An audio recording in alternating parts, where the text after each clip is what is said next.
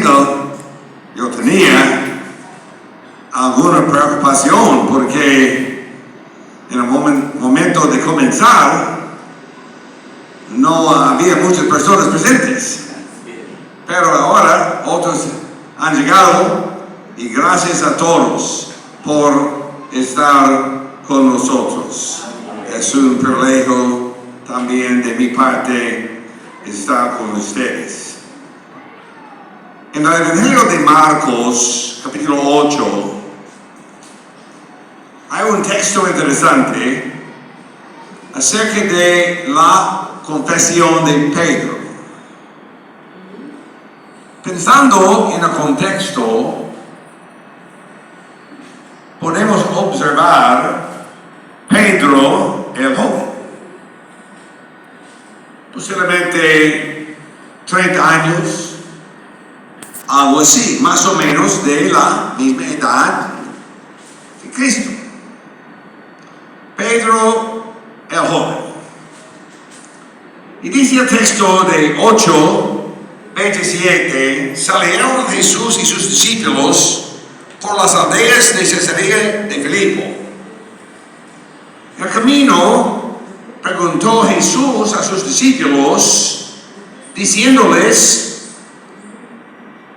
¿quién dicen los hombres que soy yo? Ellos sabían bien la respuesta. Esta no es la primera ocasión de escuchar esta palabra, esta pregunta. Ellos respondieron, unos Juan el Bautista, otros Elías, otros algunos de los profetas. Pero leyendo el texto, analizando el contexto, de veras no hemos leído la pregunta sobresaliente de Jesús. La pregunta hoy no es: ¿quién dicen los hombres de este lugar acerca de la identidad de Jesucristo? Esta no es la pregunta. Podemos ver la pregunta. ¿Y vosotros? ¿Quién decís que soy? ¿Cuál es su respuesta? ¿Cuál es tu respuesta? ¿Qué dices tú acerca de Jesús? Y Pedro respondiendo: tú eres el Cristo. Pero Jesús les mandó que no dijeran esto de él a nadie. Recuerden por favor que en el texto original no hay párrafos, no hay divisiones entre varios versículos y varios capítulos. Y por eso a continuación estamos leyendo el mismo contexto. No es un nuevo contexto. No es una nueva sección de la Biblia. A continuación dice 31, comenzó Jesús a enseñarles que le era necesario al Hijo del Hombre padecer mucho, ser desechado por los ancianos, los principales sacerdotes, por los escribas, ser muerto, resucitar después de 3 días. Y Pedro, recuerda por favor, Pedro el joven, Pedro lo tomó aparte y comenzó a reconvenirlo. ¡Qué increíble! Reconvenir a Jesús, su Salvador, su Señor. Pobre Pedro, siempre con falta de entendimiento.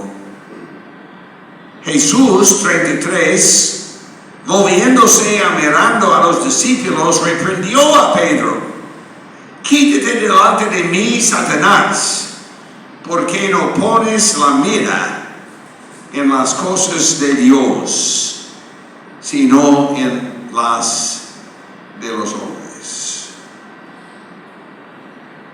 Qué interesante.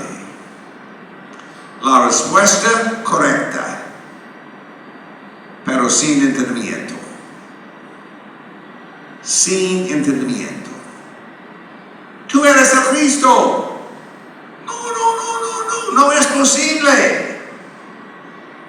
Pero el mensaje de Jesús era acerca de la necesidad de la muerte y la resucitación del Mesías, del Cristo.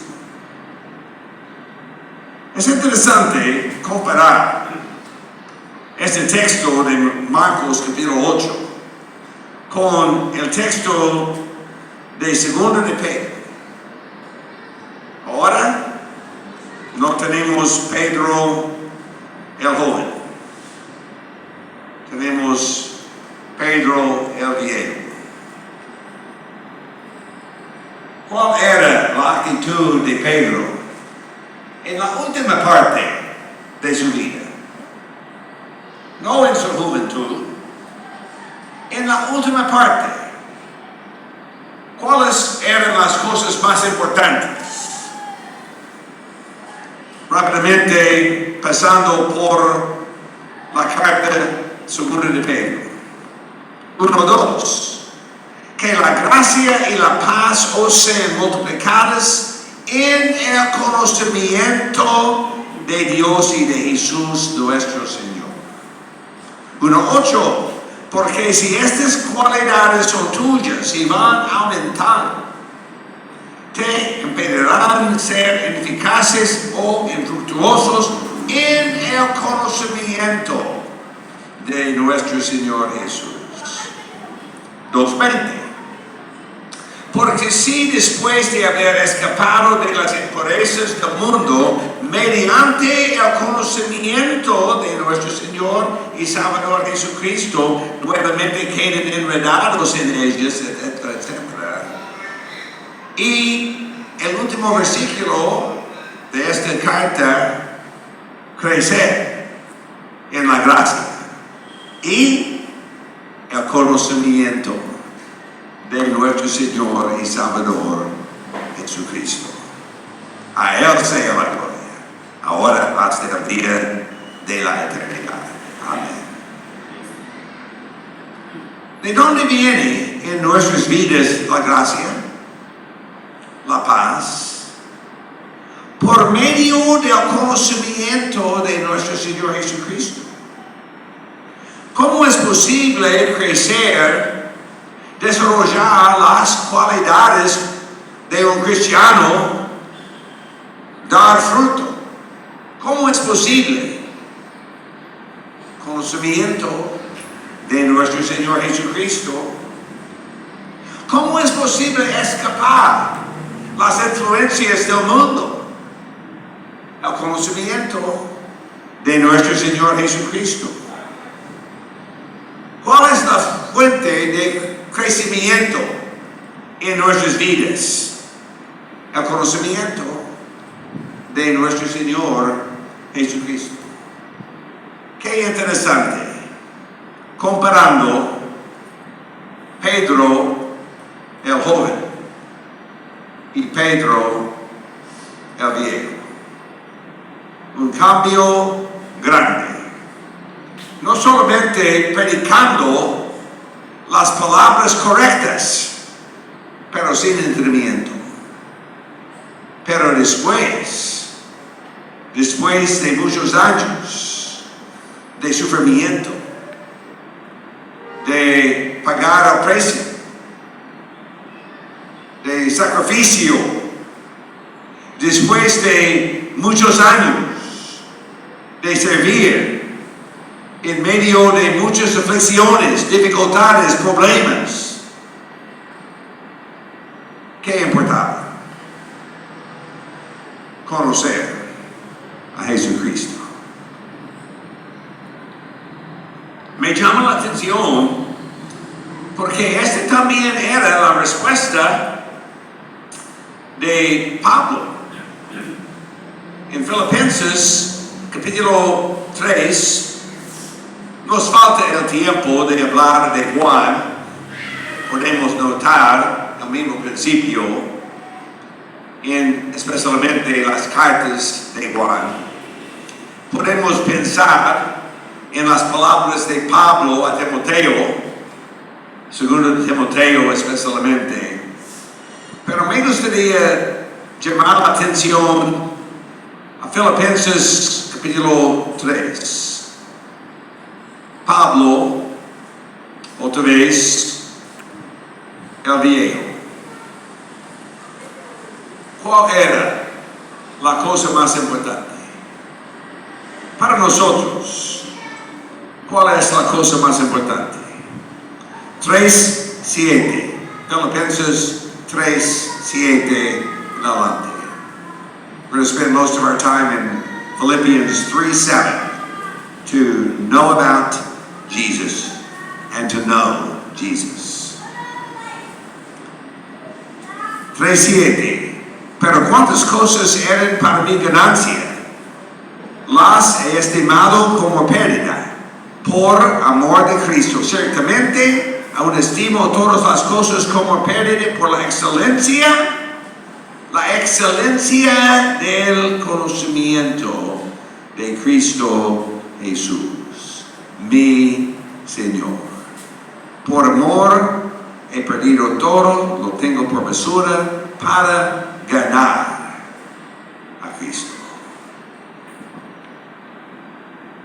Es importante notar el mensaje de la Biblia. Esta mañana en la iglesia Vista al Lago prediqué acerca de la importancia de la palabra de Dios, pero nunca dice el texto conozca la palabra. Es bueno conocer la palabra, pero no hay mención específicamente de esta cosa, conocer la palabra. No solamente saber, desarrollar sabiduría. Y interesante también, nunca dice la Biblia conocer a la iglesia. Nosotros de vez en cuando conocemos a la iglesia, pero esto no es una frase bíblica. El enfoque de la Biblia es conocer a quién, conocer a Jesús, conocer a Cristo. ¿Por qué tiene valor la Biblia? Porque es la palabra de Jesús. ¿Por qué tiene valor la iglesia? Porque es el cuerpo de Jesús. ¿Por qué tiene importancia nuestros hermanos y hermanas? Porque somos discípulos, seguidores de Jesús. Pero para Pablo, en la última parte de su vida, ¿cuál era la cosa más importante? Conocer a Jesús. A continuación, versículo 9. Ser hallado en Él.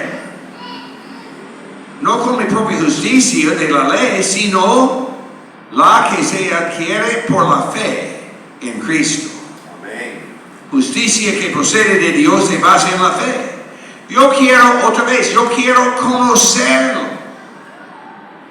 a Él. Yo quiero conocerlo. Conocer a Cristo. Es increíble. Pablo, escribiendo a la iglesia de los Filipenses, probablemente en el año 60 más o menos, 61, 62, después de casi 30 años de servir al Señor, él no conocía a Jesús después de 30 años. Hermano Manuel hermano Fernando, hermano bienvenido, hermano Bartolo y hermano Bob, podemos decir, siempre es una meta conocer a Jesús, mejor, crecer, más compromiso, más deseo, más sacrificio, ser hallado en Él, de conocerlo a Él, el poder de su resurrección, participar de sus padecimientos, llegar a ser semejante a Él en su muerte y últimamente llegar a la resurrección de entre los muertos. Qué interesante conocer a Jesús. Y por eso me gustaría regresar a nuestra lectura bíblica de Romanos capítulo 1. Comenzamos en Romanos 1. We're going to go back to the reading we did at the beginning in Romans 1. Hermano Manuel leía para nosotros en nuestra presencia Romanos 1, comenzando versículo 10 y 6, pero me llama la atención específicamente 21, 1:21. Ya que habiendo conocido a Dios, no lo glorificaron como a Dios. Me gustaría terminar nuestro estudio breve esta noche. Ustedes pueden entender el mensaje sin dificultad. La mayoría de nosotros somos maduros en Cristo. Hemos llevado un número de años sirviendo al Señor. Amén. Y conocemos muchas cosas. Y entendemos muchas cosas. Hemos tenido muchas experiencias. Y probablemente es el caso que en un sentido conocemos a Jesús. Pero hay una palabra de advertencia. Es posible conocer a Jesús y no glorificar a Jesús. Es posible conocer a Jesús y no reflejar en nuestras vidas el compromiso de nuestros corazones a Jesús. Es posible conocer a Jesús y nunca hablar con nadie. Es posible conocer y nunca compartir la palabra. Es posible conocer a Dios y hacer nada. ¿O es posible? ¿Es posible? Sí, Romanos 1 dice así. Pero ¿cuál es el resultado? El resultado es el castigo. Y por eso mi palabra de ánimo esta noche. ¿Qué decía hermano Bob? Yo quiero conocer a Jesucristo. Amén. Pero sobre todo, yo quiero vivir una vida consecuente con el conocimiento de Jesucristo. Amén. Hermanos y hermanas, a través de 10 años, ahora casi 10 años, hemos pasado tiempo de vez en cuando juntos. Ustedes, nosotros hemos pasado por muchas cosas. La pandemia, con COVID, con cambios en su trabajo, con los huérfanos, por ejemplo, cambios en el modo de servir a los demás, nuevas iglesias establecidas, importante, tocando más y más almas. Tenemos un grupo estable con poco crecimiento, pero por favor, siempre con la gran posibilidad de servir como una iglesia modelo, siempre con fidelidad. Amén. Siempre con fidelidad. ¿Y de dónde viene la paz? ¿De dónde viene la gracia? ¿Cómo es posible crecer, dar fruto, escapar del mundo, crecer en la gracia? ¿Cómo es posible? Pedro, en sus últimas palabras, el conocimiento de nuestro Señor Jesucristo. Que sea así en nuestras vidas. Dios le bendiga. Amén.